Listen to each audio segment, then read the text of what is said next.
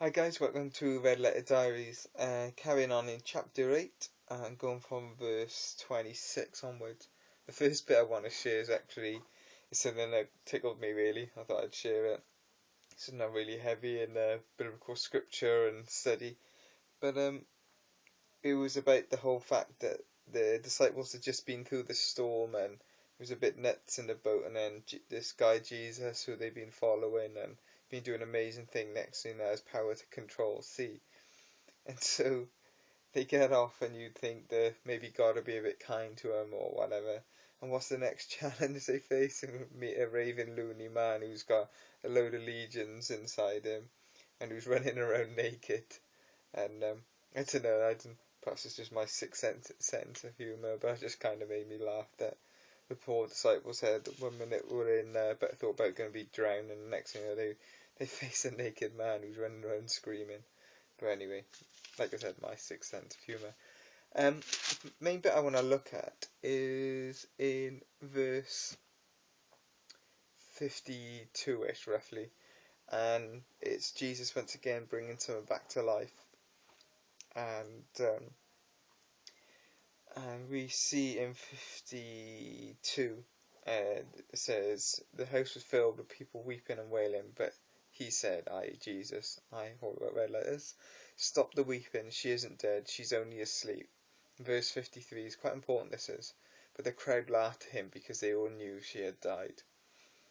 Now, many people, you can read, yeah, he's Jesus, you do amazing things, or we've already read the scripture, we know what happens, or it's great to have faith when someone's already done something, or someone else's faith.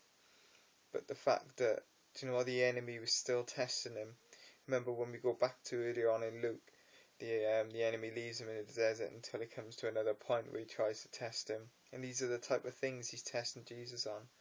But when we go back to, I think it was chapter 7, where Jesus raises to life another person. I can't find it off the top of my head, but I'm pretty sure it's in chapter 7. Verse 11, raises a widow's son.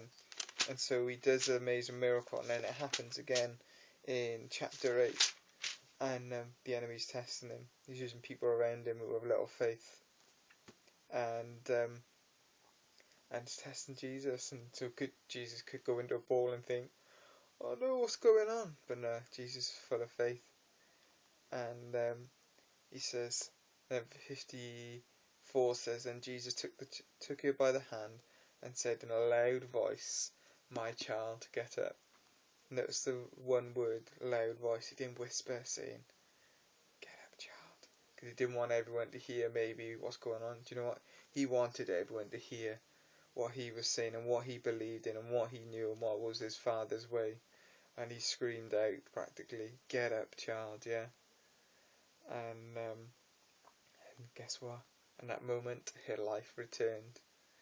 And she immediately stood up, and Jesus told her to give him something to eat, and the parents were around. And but we need to take something out of this, yeah.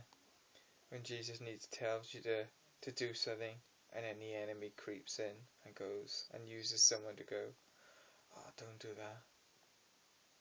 But you've already done it before, and there's another opportunity for whatever it could be. Could be healing, could be witnessing, whatever it is.